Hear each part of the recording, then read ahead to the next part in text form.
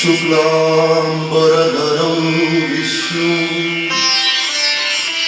शशिवर्णं चतुर्भुजं प्रसन्नवदनं ध्यायेत् सर्वविघ्नोपशान्तये अगजा आननपद्मार्कम्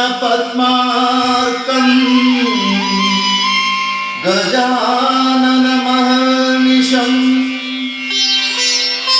अनेकदन्तं भक्तानाम् एकदन्तमुपास्महे एकदन्तमुपास्महे।